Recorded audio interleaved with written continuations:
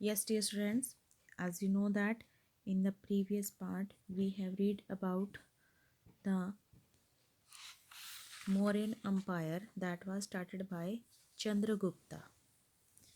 So today we will read about his son Bindusar. Before going to read this topic, first of all write down today's date on the topic, that is 1st of January. First of all of you, happy new year to all of you. Now let's start the topic, that is the Bindusar. As you read, as you just read, Chandragupta was succeeded by his son Bindusar in 298 BCE. जैसे कि हमने पिछले lecture में पढ़ा था कि जो चंद्रगुप्त थे उन्होंने बहुत ही अच्छे से, बड़ी ही एफिशिएंसी से, इंटेलिजेंसी से रूल किया एंड फाइनली वो बौद्ध धर्म के एक मतलब जैन मॉन्क बन गए, जैन धर्म को मानने लग गए थे, जैन मॉन्क बन गए थे और उन्होंने अपना जो राज्य था, अंपायर था, वो उनके बेटे बिंदुसार को दे दिया। ओके, तो अब चंद्रगुप्त के बाद राजा कौन बने थे? उनके बेटे बिंदुसार बने थे। During Bindusara rule the Mauryan empire was consisted of the entire Indian continent, subcontinent, with the exception of only Kalinga and the southernmost parts. तो डियर स्टूडेंट्स, इसमें बताया गया है कि जो बिंदुसार थे उन्होंने लगभग पूरे इंडिया में अपने एरिया को, यानी कि अपने एम्पायर को फैला दिया। जैसे कि हमने पढ़ा था, जो चंद्रगुप्ता थे वो ऊपर वाले नॉर्दर्न पार्ट में फैले हुए थे, लेकिन जो बिंदुसार थे इन्होंने पूरे इंडियन सब कॉन्टिनेंट पे अपना अधिकार कर लिया, सिर्फ किसको छोड़ के? कलिंगा को छोड़ के। कलिंगा जो था वो एक बहुत बड़ा हिस्सा था, लगभग उड़ीसा के और आंध्र प्रदेश के आसपास वाले इलाकों में, तो उस हिस्से पर इनका कब्जा नहीं हो पाया था। His empire thus extended to modern day Karnataka, और उसका एम्पायर दक्षिण में कहाँ तक फैल गया था? उसका एम्पायर कर्नाटका तक फैला था, जो कि हम आज भी देखते हैं। Bindusara died in 273 BCE and he was succeeded by his son Ashoka. और 273 BCE में बिंदुसार की डेथ हो गई और उसके बाद उनका बेटा अशोक आया। Ashoka was one of the greatest ruler of not just India but also of the entire world. कहते जो अशोका है उनको सिर्फ इंडिया का ही नहीं बल्कि पूरी दुनिया का एक महान रूलर कहा जाता था। He is more popularly refer to as Ashoka the great. और जैसे हमने पीछे पढ़ा था बिल्कुल स्टार्टिंग में अलेक्जेंडर द ग्रेट कहा जाता था, ऐसे ही अशोका को भी अशोका द ग्रेट कहा जाता था। The Mauryan empire was able to reach its height of glory during his reign। और जो मौर्यन एम्पायर था वो उसके रीजन में और भी ज़्यादा ऊंचाइयों तक पहुंच गया। Initially, after ascending the throne, he carried out a campaign to expand his empire। कहते कि जैसे ही उसको मतलब कहते जैसे ही initially after ascending the throne, उसने मतलब जैसे ही उसको थ्रोन मिला, उसको मतलब राज्याभिषेक हुआ उसका, वो राजा बना, उसने एक अभियान चला लिया अपने एम्पायर को एक्सपेंड करने का और ज़्यादा बढ़ाने का। But after witnessing the war with Kalinga he all together gave up war in favour of peace and non violence. कहते कि वो मतलब काफ़ी आगे तक बढ़ा और जो कर्नाटका से आगे का जो हिस्सा बचा था इंडिया का, उसने उन हिस्सों को भी जीत लिया। और कलिंगा जो कि अब तक नहीं जीत पाए थे मौर्यन किंग, उसको भी अशोका ने जीत लिया था। लेकिन कलिंगा के वार में उसने जो कुछ भी खून खराबा और मतलब लोगों के मरने के जो हालात देखे, दहशत देखी, उसके बाद वो पूरी तरह से चेंज हो गया। यानी कि उसने किसी को ना मारना और शांति से रहना स्वीकार कर लिया। Thus, he was the first king in Indian history to give up war and proclaim peace। तो इसीलिए इंडियन हिस्ट्री में एक ही ऐसा राजा हुआ है जिसने अपने टाइम में युद्ध करना छोड़ के शांति के रास्ते को अपना लिया था। वार विद कलिंगा, लेकिन उसका जो कलिंगा का वार था वो बहुत ही ज़्यादा फेमस भी हुआ था, क्योंकि कलिंगा एक बहुत ही पावरफुल एरिया था जिसको अभी तक कोई मौर्यन एम्पायर जीत नहीं पाया था, लेकिन अशोका ने इसको जीत लिया, तो वो हिस्ट्री में बहुत ही ज़्यादा फेमस हुआ था। Ashoka wanted to annex Kalinga, Ashoka Kalinga को अपने एम्पायर में मिलाना चाहता था एंड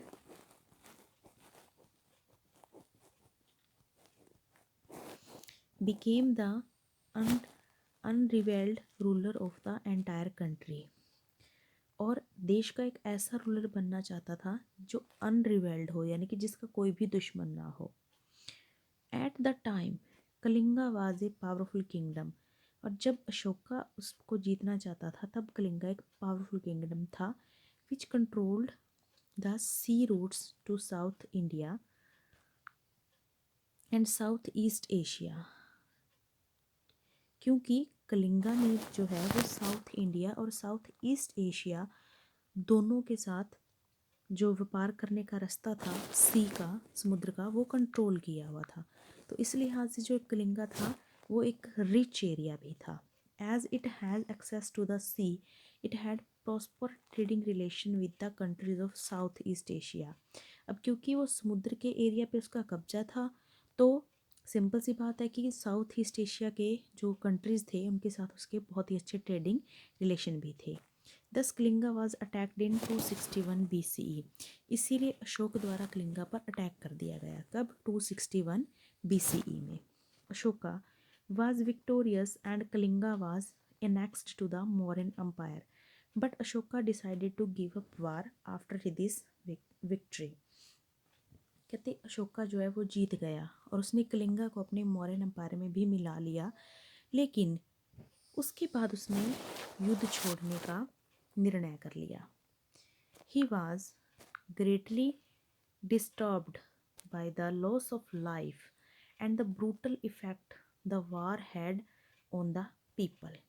तो उसने जब वहाँ पर इतना ज़्यादा लाइफ का लॉस देखा और उस वार का लोगों के ऊपर इतना बुरा इफ़ेक्ट देखा, तो उससे वो क्या हुआ, बहुत ज़्यादा डिस्टर्ब हो गया।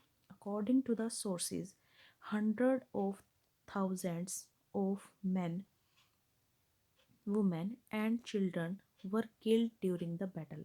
कहते हैं कि उस टाइम पे ऐसा माना जाता है सैकड़ों हजारों की संख्या में बच्चे, औरतें और आदमी मारे गए। With the annexation of Kalinga, Ashoka became the first Indian ruler to rule the whole of India except the southernmost region। कहते हैं कि अशोका ऐसा पहला राजा हुआ जिसने लगभग पूरे इंडिया को, मतलब ऊपर वाला हिस्सा तो पहले ही जीता हुआ था, अफगानिस्तान पाकिस्तान वाला जो हिस्सा था, उस हिस्से के साथ साथ जो भारत का हिस्सा था वो पूरा हिस्सा जो था वो एक ही राजा ने रूल कर लिया था। सिर्फ एक रह गया था बिल्कुल नीचे केरला वाला हिस्सा जिसको साउथर्न मोस्ट रीजन कहा जाता है। Now next one is Ashoka and Buddhism. तो जब अशोका ने वार करना छोड़ दिया तो तब देखिए उसने क्या किया। Ashoka became a Buddhist after the war with Kalinga.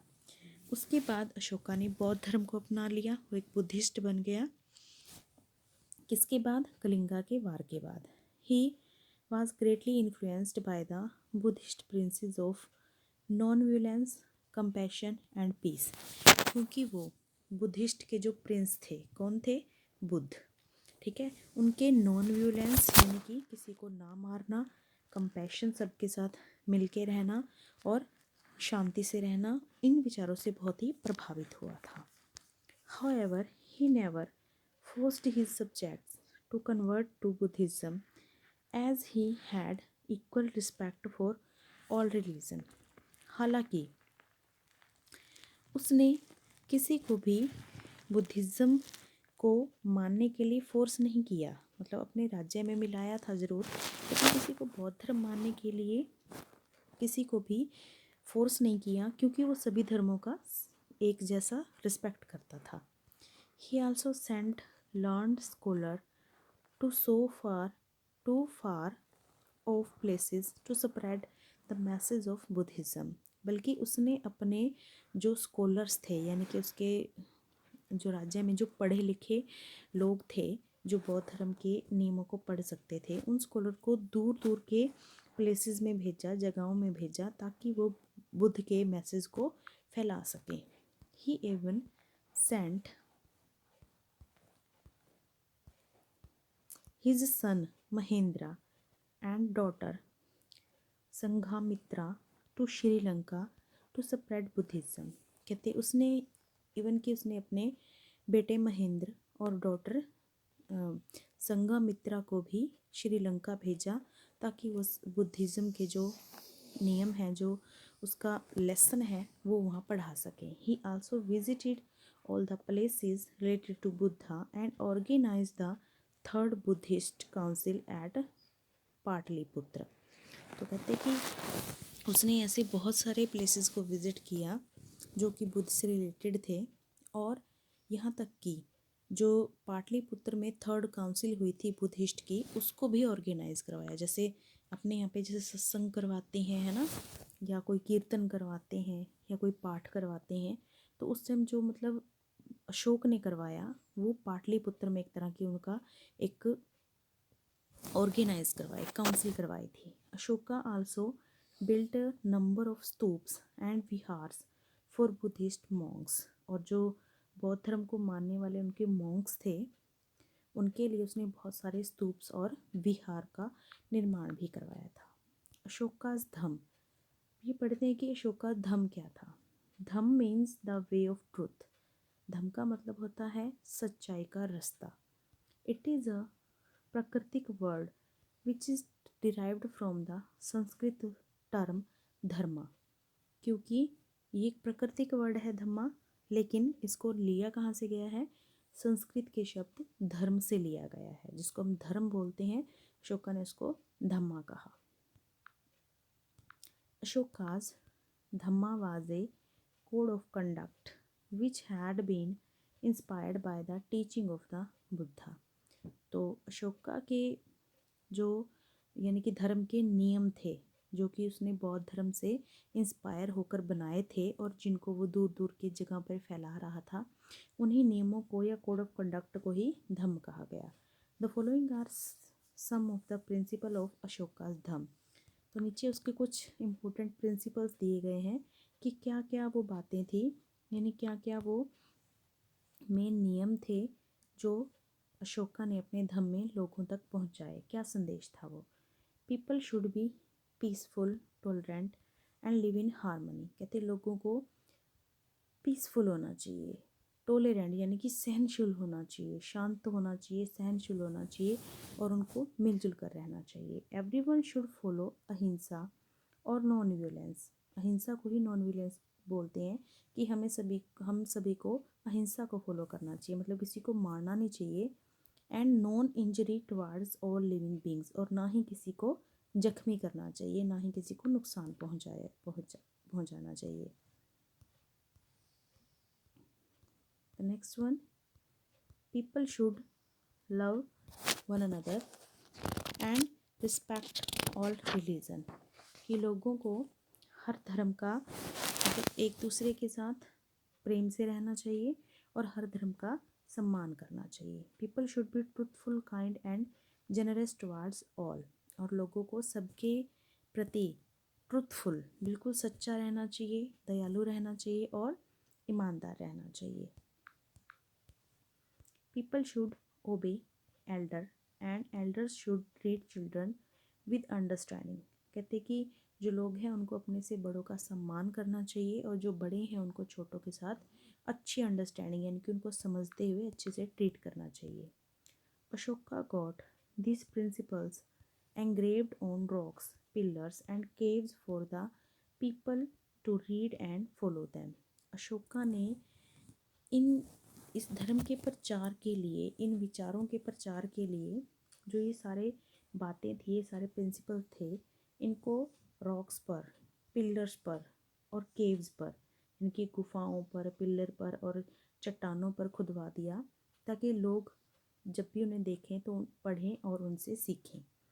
He strictly followed these principles and also inspired others to do the same.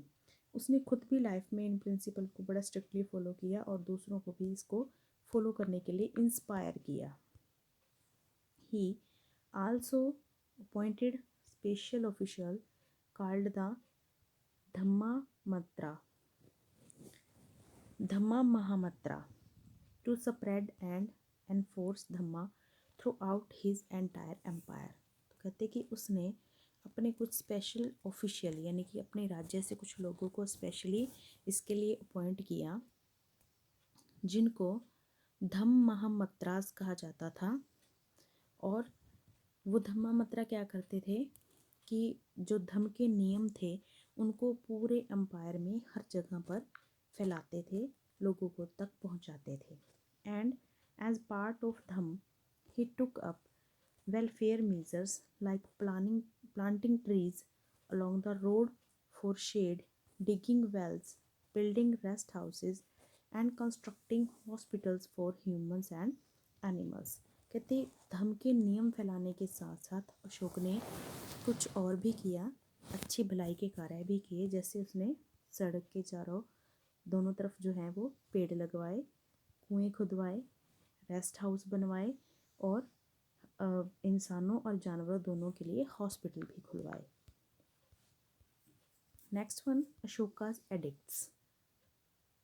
अशोकास edicts यानी कि अशोक के जो नियम थे, ये जो प्रिंसिपल थे, सिद्धांत थे, these were inscribed on stone, pillar, rocks, boulders and caves. कहते इन सभी को कोई पत्थर मिल जाता, कोई पिलर, कोई रॉक या फिर बोल्डर होता है कब्र का पत्थर, ठीक है, बोल्डर या कोई केव गुफा मिल जाती तो वो उन पे इन नियमों को खुदवा दिया करता था। Most of our information about Ashoka has been derived from his edicts. तो ज़्यादातर हमें अशोका के जीवन और उसकी मतलब किंगडम के बारे में उसके इन एडिक्ट्स से ही पता चलता है। Edicts are royal orders or proclamations, and Ashoka was the first Indian emperor to have spoken to his people through his edicts. तो कहते एडिक्ट्स यानी कि ऐसे नियम, ठीक है, नियम जो थे वो क्या थे, वो रॉयल ऑर्डर थे यानी कि राजा का आदेश हुआ करता था या उसकी घोषणाएं, प्रोक्लेमेशन हुआ करती थी। और अशोक ही ऐसा राजा हुआ है हमारे इंडियन हिस्ट्री में जो कि सिर्फ वही फरमान जारी किया करता था जो कि उसके एडिक्ट में लिखा होता था। जैसे कि आज हमारे संविधान में जो बातें मतलब लिखी हुई हैं, हमारे जो नेता हैं उनको फॉलो करते हैं, लेकिन अशोक क्या करता था, अशोक जो बातें फॉलो किया करता था उनको लिखवा दिया करता था। मतलब अशोक की हर बात को लिखित रूप में दिया जाता था, एक लिखित ऑर्डर जारी किया करता था वो। In these edicts Ashoka refer to his people as his children and he is refer to as Piyadasi which means blessed by the gods. कहते कि अशोका ने अपने इन एडिक्ट्स में मेंशन किया हुआ है कि वो अपनी जनता को या लोगों को अपने बच्चों की तरह मानता था और वो अपने आप को एक पियादसी मानता था। पियादसी का मतलब होता है जिसको भगवान से आशीर्वाद मिला हुआ हो। तो ये एक रॉक एडिक्ट यानी कि पत्थर पे कुछ यहाँ पे लिखा हुआ आपको नज़र आ रहा है, तो ये एक अशोक के टाइम का रॉक एडिक्ट है। The Ashokan edicts are found throughout India and in parts of present day Pakistan. तो अशोका के जो एडिक्ट्स थे वो इंडिया में आज भी बहुत जगह पर मिले हैं, और हाँ, जो आज के टाइम में पाकिस्तान है वहाँ से भी मिले हैं, क्योंकि उस टाइम पे वो क्या था, भारत का ही हिस्सा था और उस पर भी अशोक का ही कब्जा था, और अफ़गानिस्तान पर भी। They are written in Brahmi, Kharosthi, Greek and Aramaic scripts and contain orders and messages about dhamma. तो कहते कि ये जो एडिक्ट्स थे, ठीक है, ये जो एक तरह से रूल थे, ये लगभग 2-3 भाषाओं में लिखे गए थे, जैसे ब्रह्मी, खरोष्ठी, ग्रीक और अरेमिक स्क्रिप्ट। और इसमें क्या लिखा होता था, इसमें धम्म के ऑर्डर और मैसेज लिखे होते थे। These edicts also mention Ashoka's efforts to spread Buddhism and welfare measure he took up for his subject। कहते इन एडिक्ट्स से ये भी पता लगता है कि अशोका ने बुद्ध धर्म को कैसे स्प्रेड किया, कैसे फैलाया, और जो लोगों के लिए वेलफेयर मेजर्स यानी कि भलाई के कार्य कितने किए और कैसे किए। Clear? Yes, dear students. The next part is the Mauryan administration. We will read in the next period.